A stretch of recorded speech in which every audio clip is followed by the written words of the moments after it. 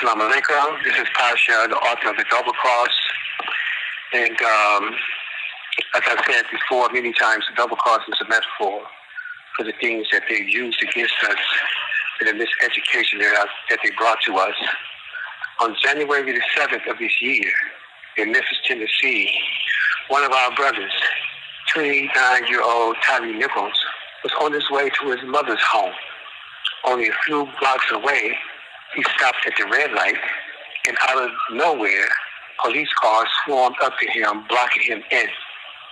Two house niggas snatched him out of his car and began yelling and screaming at him as they tossed him to the ground, beating, kicking, and spraying him with mace. Throughout this unwarranted stop and beating, Tyree is repeatedly heard on videotape screaming, "What did I do?" Tyree then somehow manages, in spite of all of this, to get up and run away from these clowns, still trying to get to his mother's house. Now, before the actual release of the video footage, the police chief, a black woman, came before the national media days ahead and told the public what she'd seen. She stated that what was recorded was worse than the Rodney King beating by the racist white LAPD officers in LA. Keep in mind, for house niggas, the white man has always been and will always be his example. And these five idiots, these black pigs, were the worst yet. They outperformed their masters. All of them should have been arrested first for being so stupid. I mean stupid. The question is, who would have even hired these clowns? Huffing and puffing, out of breath, spraying each other with mace, missing Tyree and punching each other instead. These clowns were a part of a special crime unit named Scorpions. A better name for them would have been Scrap Unit. These pigs allowed little Tyree to escape from all five of them. The video shows that for over 20 minutes, they could not catch their breath. And lastly, these fools recorded all the evidence themselves on their body cam that is going to be used to convict them of second-degree murder, writing a false police report, kidnapping, and other charges.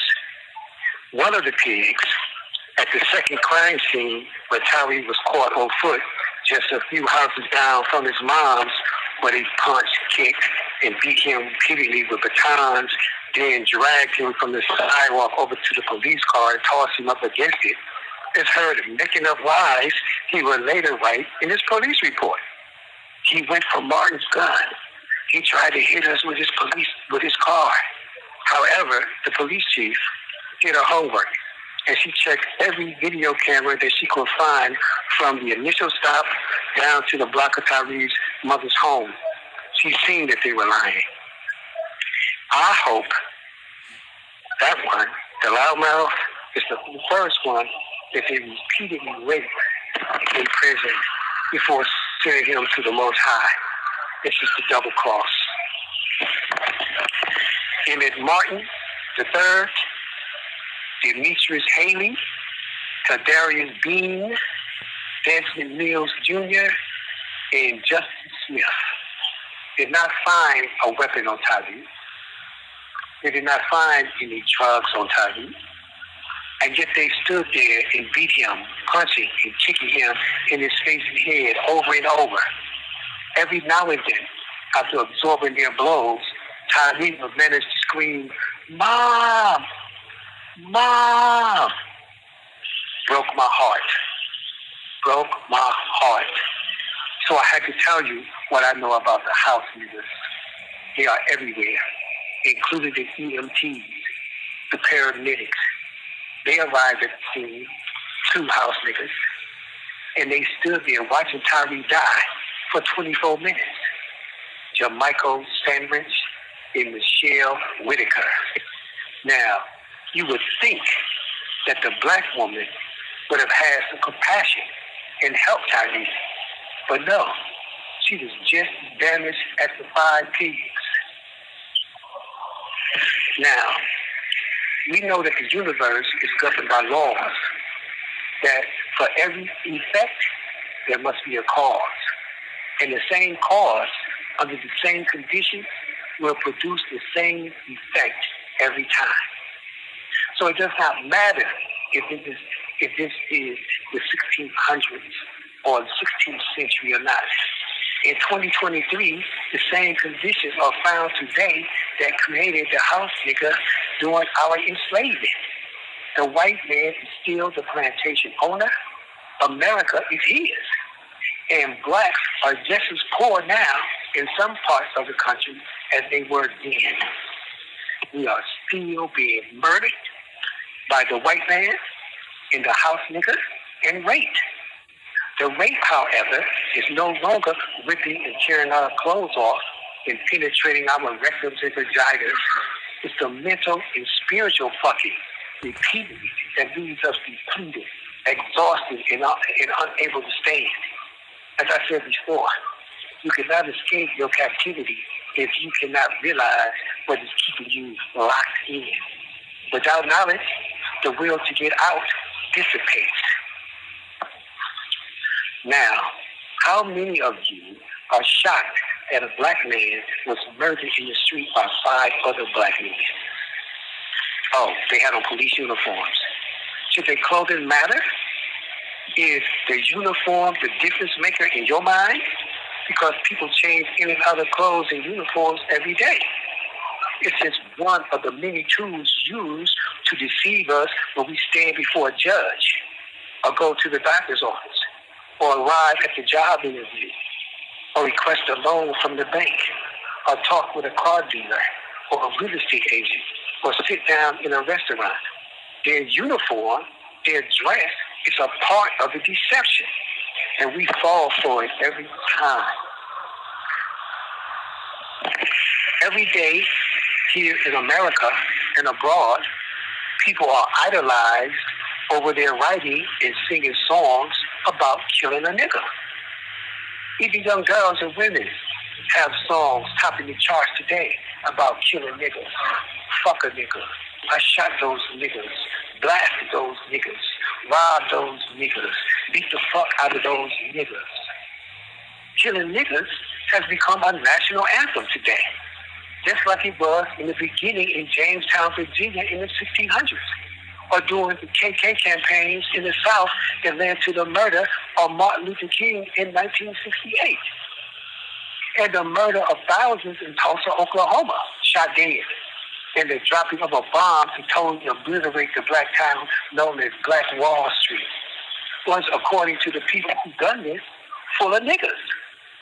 Today, nothing and no one has been held accountable. They didn't give a fuck about a nigger, women, children, or the elderly. The people that beat and murdered Emmett Till didn't give a fuck about a 14-year-old nigger. Those that murdered Malcolm X didn't give a fuck about a nigger.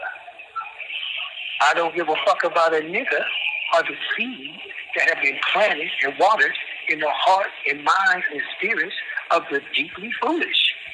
And I say deeply foolish because as black men and women, they don't see how the songs they shake their asses to, killing a nigger, is about themselves. The fact of the matter is that they have destroyed themselves. This is the double cross. A person's worth lies with those who value that person. Let me say that again. A person's worth lies with those who value that person.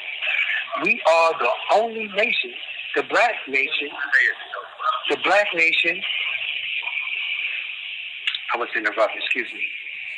We are the only nation, the black nation, mislabeled as niggas, that glorifies murdering ourselves. We sing joyously about it. We have picked up the white man's discrimination against ourselves, his hatred for ourselves, his murder and brutal beating of ourselves, and now we do it automatically to ourselves, which makes no sense. Truly, a large portion of our nation is mentally ill. Now, first of all, something has to be critically wrong with your thinking when you pick up the derogatory name that the white man gave you, used to degrade you and to humiliate you and belittle you in your nation's intelligence. A name that black men and women stood up against, fought and lost their lives in defense of being disrespected by such an offensive word directed at them. The word meant that you were less than human, that your life had no value. And this is why Tyree was murdered. And George, and Brianna, and Trayvon, and hundreds of other black men and women shot down in the streets by dirty racist cops. Fuck a nigga. 44 shots to the back. Fuck a nigga. 32 shots to the back. Fuck a nigga. 15 shots to the head. No one values the life of a nigga, not even the nigga themselves. In Chicago, niggas killed over 600 other niggas in the first 8 months of 2022. And there's been over 800 niggas killed every year in that city since the 1980s. Los Angeles averaged 1,200 niggas a year since the 1980s. D.C., New York, and New Jersey, Baltimore, Kansas City, New Orleans, all around the country, niggas are being murdered as new hit songs on how and why to kill a nigga hit the airwaves in the clubs. It is absolutely natural to love your own, to love your family, to love your brothers and your sisters and your children, your parents and your grandparents, your people, your nation, and to prefer them before others.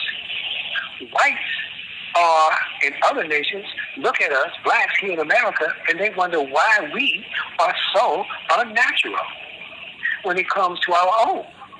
Whites are literally amazed at the self-hate job they taught us and how well it has worked on us. They are amazed at the psychological brainwashing number they've done on us and how effective it still is today. I'm done. But let me say this. The light and the darkness cannot exist in a space at the same time. This is a natural phenomenon, a law. When one is rising, the other is setting, except for a rare eclipse. The white man has decided to eclipse its natural law and to keep the dark, the black, and its creations, the brown, red, and yellow, in perpetual sleep, perpetual unconsciousness, to ensure they never rise again. The enslavement of the darkness and it being kept unconscious is the key for them, because the black is always the target, because the black is the seed. Let me say that again. The black is the seed. It gives life to all of those in the world.